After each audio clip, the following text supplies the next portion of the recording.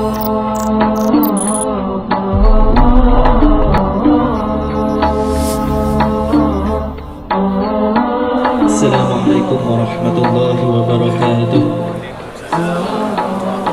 Alhamdulillah, wassalatu wassalamu ala rasulillah Sayyidina Muhammad ibn Abdillah wa ala alihi wa sahbihi wa mawalah, amma ba'd. Baiklah, untuk menghematkan waktu dengan mengucapkan Bismillahirrahmanirrahim, acara Muhadarah Ammah Tafaqquh Fiddin sebagai nilai akademisi Ma'had Ali bersama Syekh Al-Alim Al-Alama As-Sayyid Profesor Dr. Habib Abdullah Muhammad Baharun, Rektor Universitas Al-Ahkam dari Hadramaut Yaman, Sabtu 12 Safar 1438 Hijriah bertepatan 13 November 2016 Masehi. Segera kita mulai.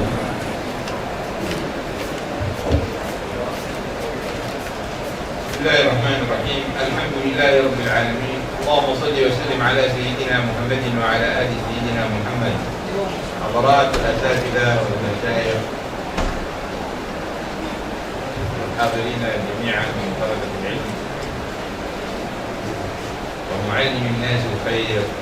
السلام عليكم ورحمة الله وبركاته. وعليكم السلام ورحمة الله وبركاته. Alhamdulillah Rabbil Alamin, wassalatu wassalamu ala asyrafil anbiya wal mursalin wa ala alihi wa sahbihi ajma'in. Amma ba'du.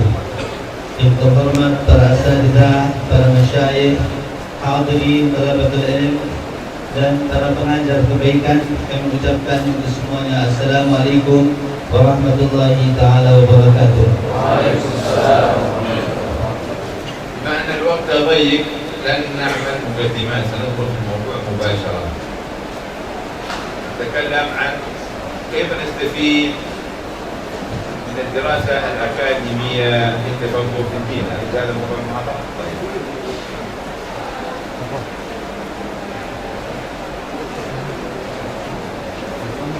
Karena waktu yang tidak panjang dan sempit, maka tidak kami memakai mukadimah.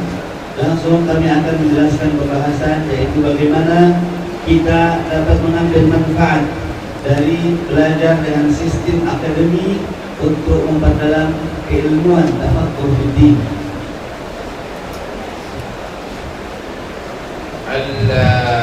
العمل الأكاديمي له ثلاثة جوانب أو ثلاث وظائف. الوظيفة الأولى التعليم، والوظيفة الثانية البحث العلمي، والوظيفة الثالثة خدمة المجتمع. فتعلم الفقه في الدين من خلال الجامعة ممكن أن يكون نافعا جدا، وممكن أن يكون ضارا جدا.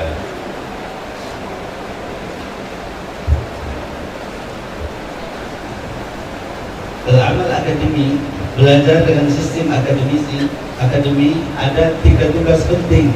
Yang pertama adalah at-ta'lim, belajar. Yang kedua adalah al-bahthul ilmi, mengadakan bahas atau riset. Dan yang ketiga, khidmatul mujtama', berkhidmah kepada masyarakat. Belajar fikih dalam agama dengan metode ini di universitas bisa jadi membawa manfaat yang banyak dan bisa jadi membawa kepada mudarat yang banyak juga. لأن التعليم الأكاديمي مستورد من الغرب، يعني تبنى في الجامعات في العالم الإسلامي نظم الجامعات الغربية، وأصبحت هذه النظم مقياسا لكل التعليم الجامعي، وأنزلت العلوم الإسلامية فيها منزلة الآداب، بمعنى مثل ما يدرسون أي مواضيع أدبية مثل الفلسفة أو الأدب أو اللغة أو أي موضوع من هذه المواضيع أنزلوا العلوم الإسلامية منزلتها، بالتالي جعلوا لها ساعات الدراسة أو الوقت الدراسي وقتا محدودا، وأخرجوها من نصابها التاريخي الذي هو قراءة الكتب المبنية على الخبرة الإسلامية في التعليم الفقهي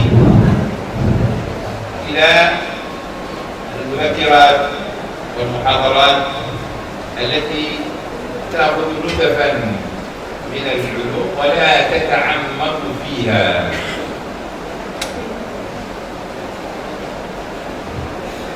Karena belajar dengan sistem akademi ini bersumber dan diambil dari Barat. Universitas-universitas Islam mengambil dan mengadopsi hal-hal yang telah dibuat sebagai pijakan oleh universitas-universitas Barat, dan hal ini menjadi sebuah tata cara yang dijadikan ukuran dalam sistem belajar akademi ini, dan mereka menempatkan ilmu-ilmu keislaman setara dengan ilmu-ilmu adab yang lainnya, seperti halnya falsafah, ilmu bahasa. Mereka menempatkan ilmu sastra. Mereka menempatkan ilmu-ilmu keislaman seperti ilmu adab, seperti sastra, yaitu seperti ilmu sejarah, filsafat, bahasa, dan lain-lainnya. Mereka menempatkan ilmu itu setara dengan ilmu keislaman dengan ilmu-ilmu tersebut. Dan waktu untuk belajar ilmu agama sangat terbatas. Mereka mengambil cara dan pola baru, tidak cara yang sudah berjalan diikuti oleh sejarah umat Islam dalam memperdalam ilmu agama, yaitu dengan membaca kitab dari awal tentunya sampai akhir. Akan tetapi sistem akademi yang ada di universitas-universitas, mereka mengambil pokok-pokok penting dengan membuat malzama atau silabus dan disampaikan kajian-kajian materi-materi tertentu tanpa mempelajari pembahasan tersebut secara rinci dan sempurna.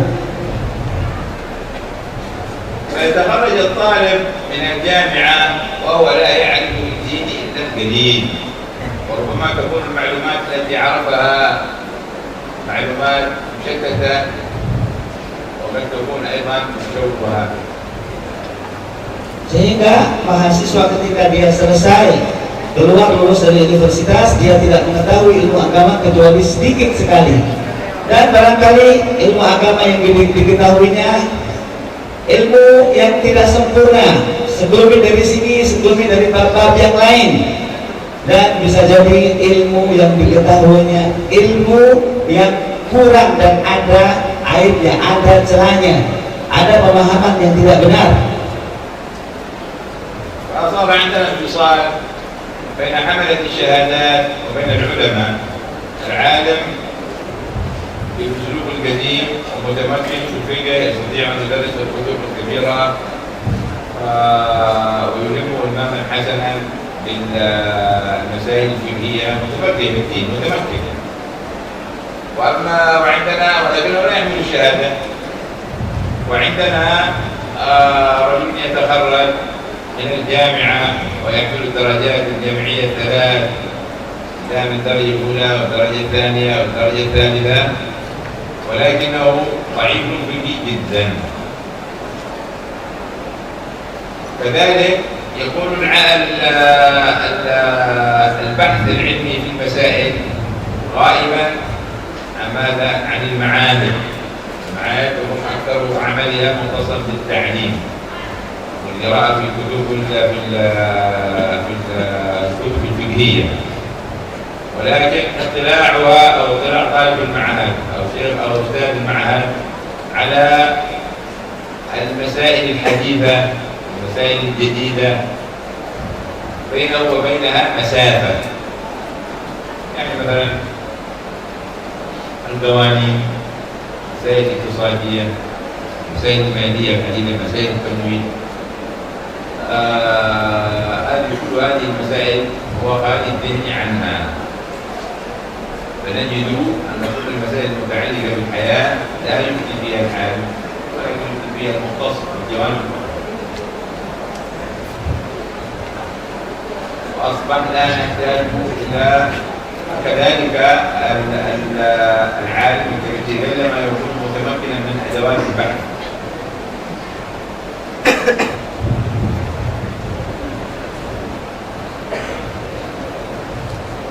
Sehingga yang terjadi adalah terpisahnya alumni antara mereka yang lulus dari kuliahnya dengan membawa ijazah serta para ulama-ulama, para guru-guru yang belajar tanpa ijazah, yang belajar di pondok-pondok pesantren.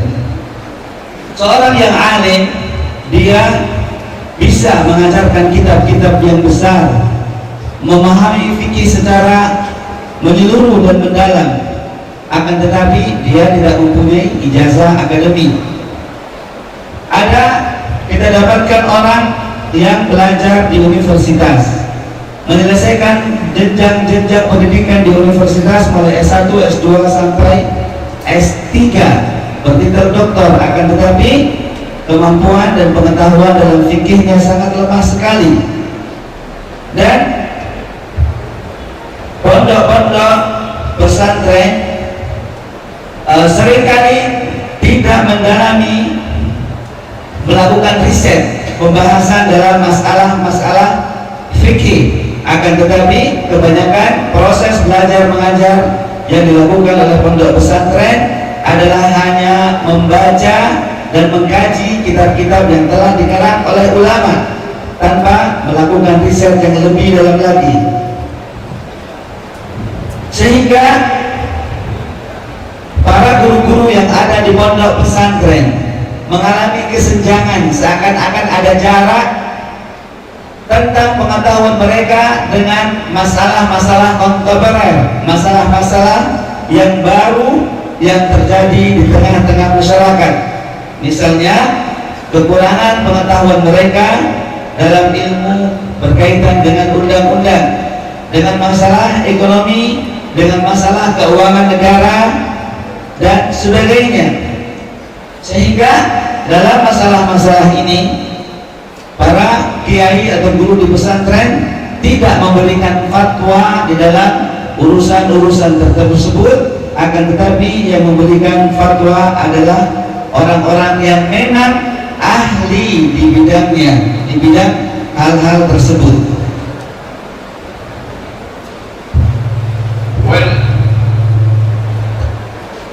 الشر الكبير هو عندما يتدخل من لا يؤمن بالدين في التعليم الديني، بمعنى يأتي بعض الزنادقة ويقولون نحن نعلم الدين، جامعة إسلامية يأتي بها واحد زنديق يطعن في القرآن، يطعن في الشريعة، يطعن في الدين. يطعن في الدين بعيد عنه. العلماء يربون أولادهم وطلبتهم في المعاهد من أجل يجهزوهم، وحاجة العصر تقتضي الحصول على الشهادة فيرسلونهم مكرهين إلى أمثال هذه الجامعات. هنا يتعلم الإيمان يعلمون الكفر، يعلمونه كفر. إذا صارت الجامعة مثل هذه فهي نار جهنم، بيت الشيطان. Dan suatu kebobrokan yang sangat besar, bahkan kejahatan atau kemungkaran yang sangat besar kita dapatkan bahwa orang-orang yang tidak beriman dengan agama, mereka mengajarkan agama.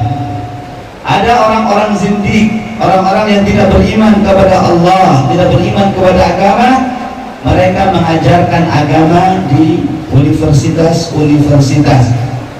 Mereka menistakan agama, mengkritisi syariah. Mereka seharusnya adalah orang yang kita jauhi, orang yang kita jauhkan dari diri kita. Para ulama, para kiai, para asatidzah telah mendidik murid-muridnya dengan iman, keyakinan penuh dengan agamanya. Akan tetapi kemudian karena tuntutan untuk mendapatkan ijazah, murid-murid tersebut dikirim untuk belajar di universitas-universitas. Akan tetapi di universitas itu mereka diajarkan kekafiran, untuk kufur kepada agama dan kepada Allah Subhanahu wa ta'ala, bahkan tidak belajar iman. Kalau universitas keadaannya seperti itu, maka saya katakan ini universitas adalah neraka jahanam, rumahnya setan-setan. الدين جد لأنه يحدد مصيرك في الآخرة. إن آمنت واتقيت تدخل الجنة، ومن كفر وعصى يدخل النار. فهذا ليست هناك شيء أكثر جدية وأكثر أهمية من الدين. فإذا لا يمكننا اللعب بالدين أو السماح باللعب بالدين. وذلك الذين اتخذوا دينهم لهوا ولعبا وغرتهم الحياة الدنيا. الآن الشيء المؤسف أن التلاعب بالدين صار سمة موجودة، وتسلل هذا حتى إلى المعاهد. هناك كتب تطعن في الدين مترجمة باللغة الإندونيسية وتتسلل إلى الطلبة وتغير عقولهم وقلوبهم، وهي هباء منثور ليست لها قيمة فكرية ولا قيمة عقلية، وبالتالي هي مخالفة لليقين والحق المطلق المحض الذي هو الوحي المنزل على محمد صلى الله عليه وسلم، فهي باطلة من كل وجه. وهي كسراب بقاع يحسبه الظمآن ماء. هي أوهام وخيالات مريضة تزين وتحسنها الشياطين أعداء الأنبياء. وكذلك جعلنا لكل نبي عدوا شياطين الإنس والجن يوحي بعضهم إلى بعض زخرف القول غرورا ولو شاء ربك ما فعلوا فذرهم وما يفترون ولتصغى إليه أفئدة الذين لا يؤمنون بالآخرة وليرضوه وليقترفوا ما هم مقترفون. إذن هذه علة ومصيبة تحتاج إلى ماذا؟ تحتاج إلى أن تنعدم من أي جامعة تحت عنوان جامعة إسلامية أو جامعة لتعليم الدين أو لتعليم الشريعة. الذي يريد أن يعلم الشريعة يجب أن يؤمن بالشريعة ويعظم الشريعة ويحترم الشريعة. وهذا الشر مستطير ومنتشر، إذن يحتاج أيضا إلى الرد وإلى التحسين للطلبة من أثناء دراستهم في المعهد. لا يمكنك أن تتفقه في الدين ما لم تؤمن بهذا الدين. شكوت إلى وكيع سوى حفظي وأرشدني إلى ترك المعاصي وأخبرني بأن العلم نور ونور الله لا يهدى لعاصي. هذا أبيات الشافعي رضي الله عنه. طيب، وأي ذنب أعظم من الكفر؟ أي ذنب أعظم من الطعن في الدين؟ ليس هناك ذنب أعظم من هذا. كيف كل إنسان طاعن في الدين يمكن أن يفقه أو يفهم؟ لا يفهم. هذا من كثر وإن كثرت معرفته فمثله كمثل الحمار يحمل أسفاره، أو مثله كمثل الكلب إن تحمل عليه يلهث أو تتركه يلهث. هذا طبيعته، هذا إنسان شيطان. وإن ظهر بما ظهر، إذن أول شيء من أجل أن نتفقه في الدين في الجامعة أو في المعهد هي أن نتيقن في الدين، تيقن أن ما نزل على محمد صلى الله عليه وسلم هو الحق. ربنا سبحانه وتعالى الذي لا يأتي الباطل من بين يديه ولا من خلفه. إذا خلط هذا اليمين شك فأنت صاحب هذا القلب الشاب المرتاب لن يذوق ولن يشم من الفقه رائحة. لا يمكن أن يشعر الفقه هذا موهبة من الله بمدد من النبي صلى الله عليه وآله وسلم. رب يريد الله به خيرا يفقهه في الدين وإنما أنا قاسم. بمعنى أن قسمة الفقه هذا تأتي من طريق النبي صلى الله عليه وسلم بمدد خاص منه صلى الله عليه وآله وسلم من آمن به واتقى ربه وصدق بحق الإياء به. يعني يصله مدد ورسوله من فقه رسول الله صلى الله عليه وسلم تنكشف له معاني الآيات ومعاني الأحاديث ويظهر له سر تنزلها على الوقائع ولا تكون في القلوب.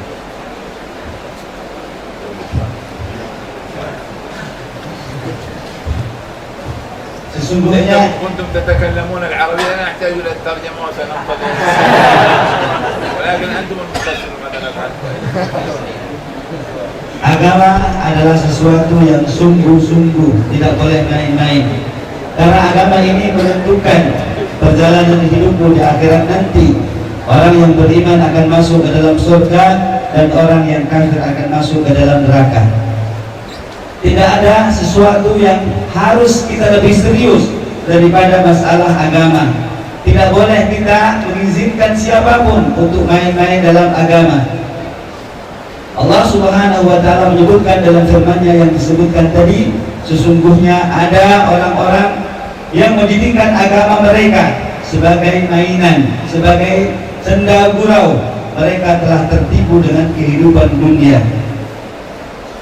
Sekarang mempermainkan agama, bercanda dengan urusan agama, ini menjadi suatu tradisi yang ada di universitas-universitas.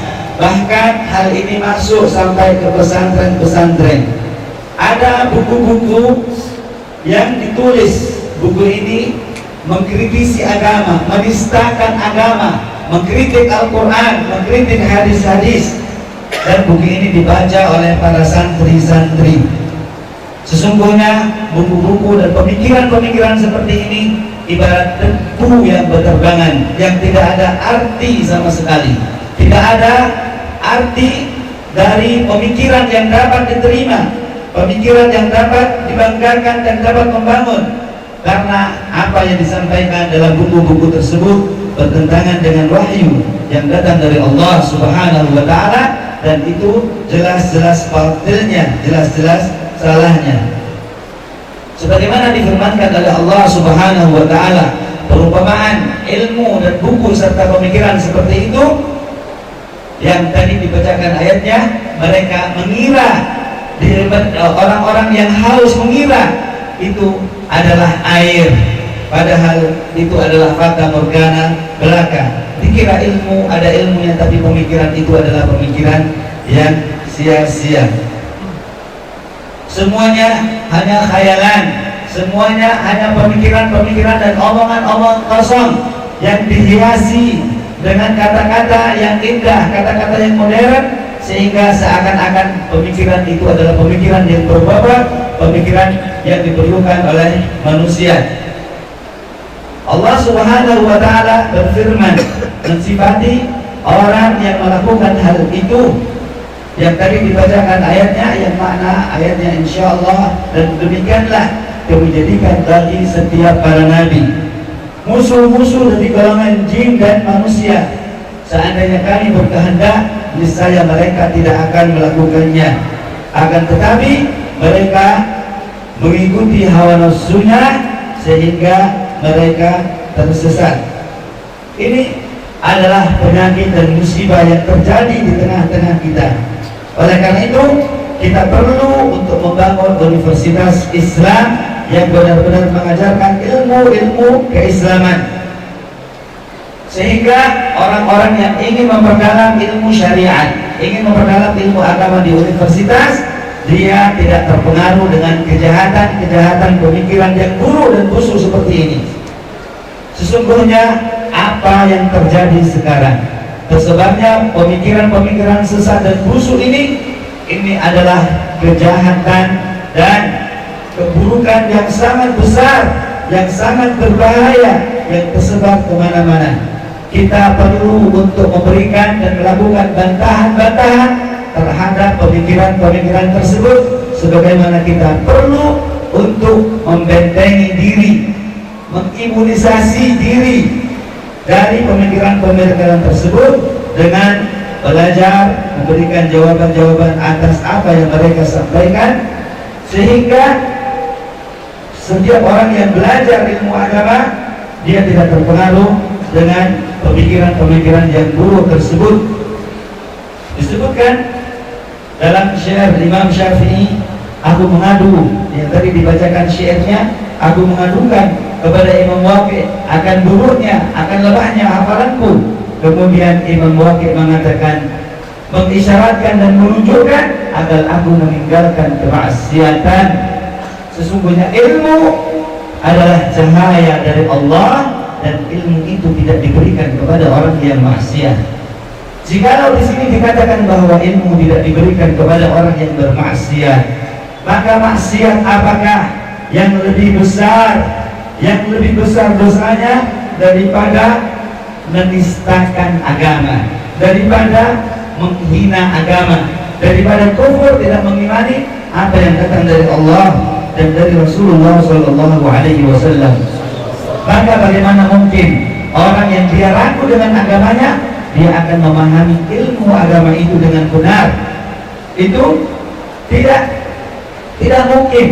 Seandainya pun orang tersebut pengetahuannya banyak, hafalannya banyak, maka perumpamaan dia sebagaimana diperumpamakan dalam ayat yang disebutkan tadi, seperti himar, seperti keledai yang membawa kitab-kitab, lembaran-lembaran kitab, atau perumpamaannya seperti anjing yang dibacakan dalam ayat tadi, seperti anjing yang jikalau kamu harti maka dia menjulurkan lidahnya, dan jikalau kamu diamkan pun anjing itu tetap menjulurkan lidahnya.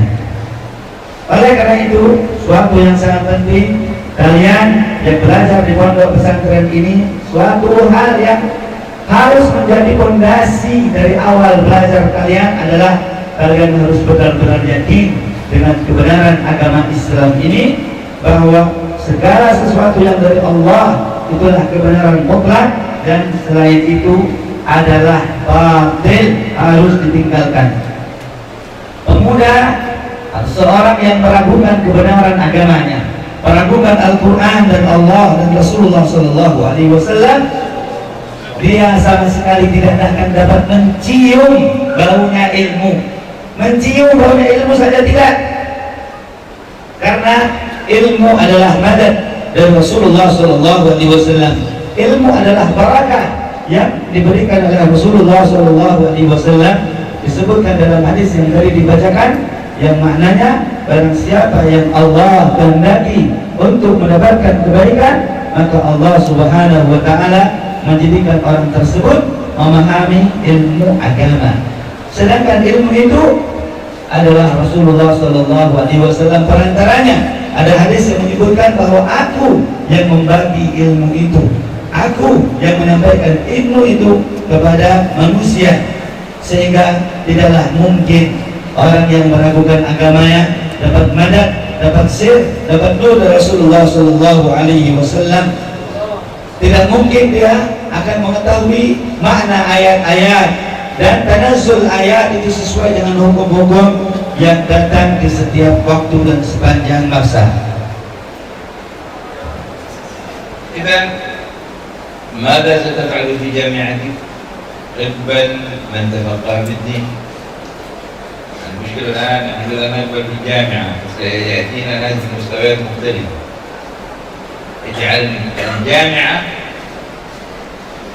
هي فرعا عن المعهد، بحيث أن الطالب الذي قد قرأ الكتب يدخل الجامعة، يدخل الجامعة وهو متمكن. فإذا في الجامعة يتم التوسع، يتعلم البحث ويطلع على علوم الواقع، لأن الحكم في شيء على شيء فرع. أيوة، كيف إذا لابد أن يتصور الواقع هذا، يتصور الواقع عشان يحكم عليها، لابد أن يدرس شيئا عن الاقتصاد، يفهم عليه الاقتصاد، تمويل الحكومة كيف، النقود الحديثة الجديدة هذه، يفهم أيضا عن القانون، يفهم عن الوقائع الإخوان في المجتمع حتى يستطيع أن يتصورها، وإذا استطاع أن يتصورها استطاع أن ينزلها. إذن التفقه والتأهل لتنزيل النصوص على الوقائع. فالنصوص أين هي؟ في القرآن والسنة. والفقه هذا عبارة عن جهود العلماء السابقين في تنزيل النصوص على الوقائع والتفريع عن كلام المجتهدين. فإذا من تمرس بهذا الجهد، بهذا التاريخ الحافل العظيم من كتب الأئمة والشراح، من تمرس بهذه الكتب أصبحت عنده ملكة. لأن يحتاج إلى ماذا؟ يحتاج إلى أمرين إضافيين: التوقف من المعرفة بالنصوص، معرفة طريقة تنزيل النصوص زيادة. يعني أنا زيادة كيف تفهم معرفة أصول الفقه،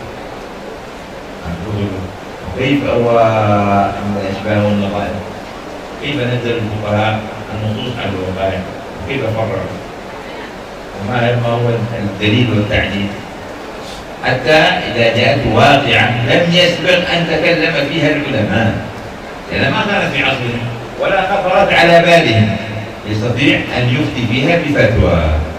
فتوى هذه تتأتى من تنزيله النص الشرعي من القرآن والسنة، وتأخذه من صلاح تنزيله ومن حسن تنزيل عباده، من نظر في أشباهه ونظائره في الفقه القديم. هنا إذن هذه واحدة. هذا الوجه الثاني كما قلنا معرفة أو تصور الواقع. تصور الواقع يعني تحكم على الواقع دون أن تتصورها، هكذا ينمو الفقه.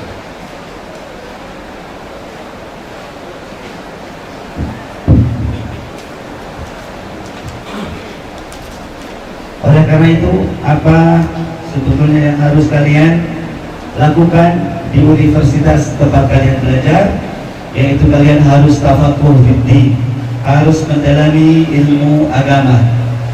Masalahnya, jikalau zaman sekarang ini kita tidak masuk di universitas, tidak belajar di perguruan tinggi, kita mempunyai kekurangan.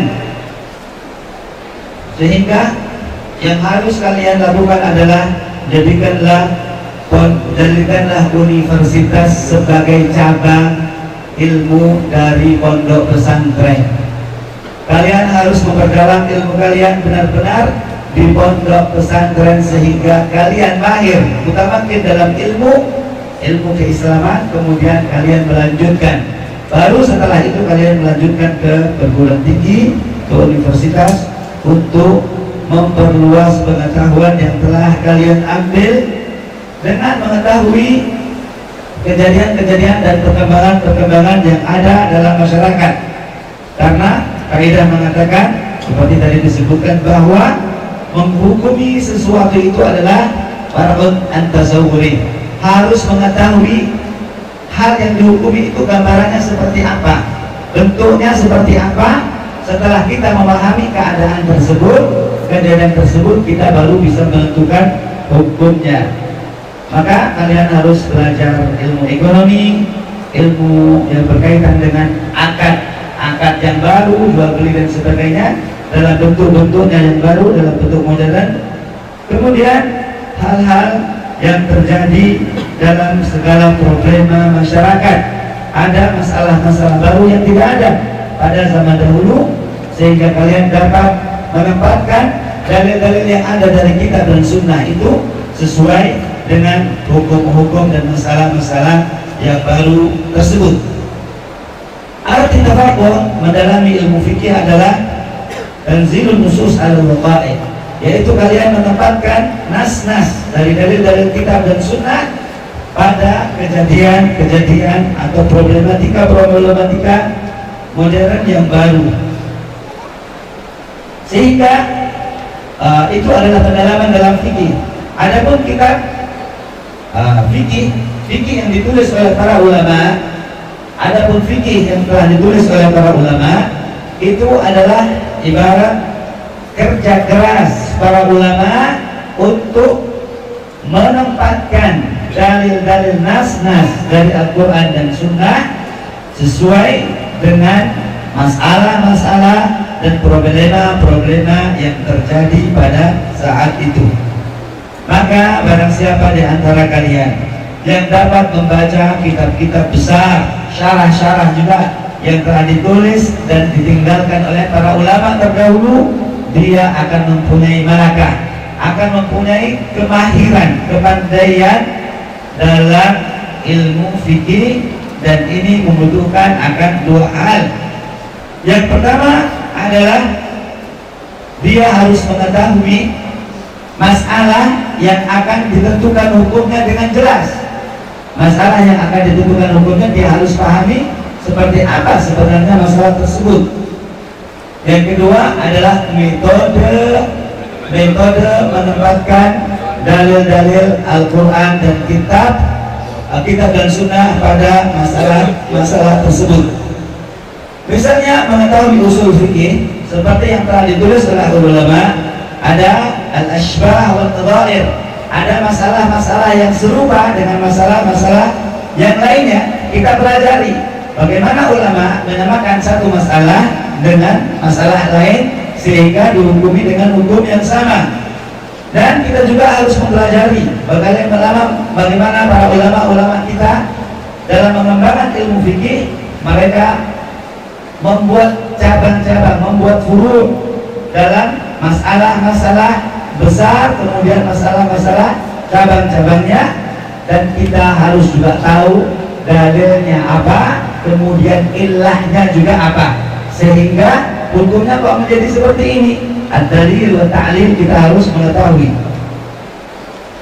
Kemudian di sana akan kita berhadapan dengan masalah-masalah modern, masalah-masalah kontemporer yang timbul, yang masalah ini tidak pernah terjadi di zaman-zaman terdahulu, sehingga orang yang sudah terlatih dia akan dapat memberikan fatwa, akan dapat memberikan jawaban karena dia telah memahami usul dan caranya. Hal tersebut adalah dengan kita melihat membandingkan antara masalah-masalah yang telah disebutkan oleh para ulama dalam fikih-fikih terdahulu dengan masalah-masalah yang terjadi sekarang ini, dengan menyebutkan, dengan mengkiaskan dalil-dalilnya. Jadi hal yang terpenting yang harus dilakukan adalah tasawwur waqi'. Kalian harus mengetahui benar-benar apa masalah-masalah apa yang terjadi sekarang ini, problema-problema apa yang terjadi, bentuknya, gambarannya, prosesnya bagaimana, sehingga dengan hal itu kalian dapat menentukan hukum fikihnya. Oke, مثلا أن الذي عندك الآن في الجامعة بدلا من الطالب المستسلم عندك الطالب المتسائل برأسه 1000 سؤال عن كل شيء. لماذا؟ لأن الشبهات تصب صبا، وهذا الليبرالي وهذا الوهابي وهذا الشيعة وهذا السياسي من كل مكان، ففي رأسه أسئلة كثيرة يريد من يجيب عنه، ولا يمكنك أن تقول له بالجامعة سلم، يجب أن تكون مستعدا للإجابة. معنى شهادتك الإجابة أولا أن تثبت إيمانه ودينه وتآمن معه كذلك الجامعة، ثم تبين له ماذا كل هذه الشبهات، لأن هذه العقيدة كيف نشأت العقيدة؟ العقيدة هي علاج للشبهات. الشبهات الآن جديدة تحتاج إلى علاج جديد. وفق الله وإياكم بما يحب ويرضى. السلام عليكم ورحمة الله وبركاته. عندنا وقتا للسؤال والجواب، يسمون عندكم ديالوج.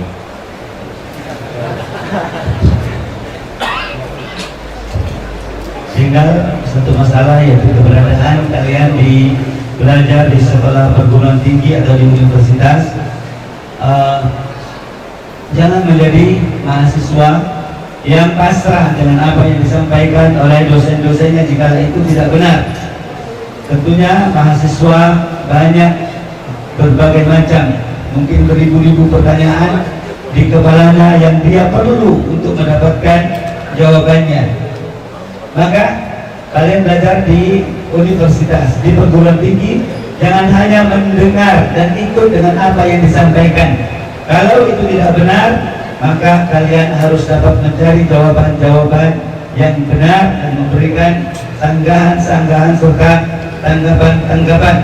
Hal itu pertama harus diawali dengan rasa iman kepada Allah Subhanahu wa Ta'ala, karena iman itu adalah merupakan obat akan berbagai masalah, akan berbagai syubhat, pertanyaan-pertanyaan yang menjadikan kita ragu dengan keyakinan kita. Obatnya adalah iman. Maka jagalah iman sebaik-baiknya, dan kita akan berpindah ke sesi kedua, yaitu tanya jawab yang kalian sebut dengan dialog.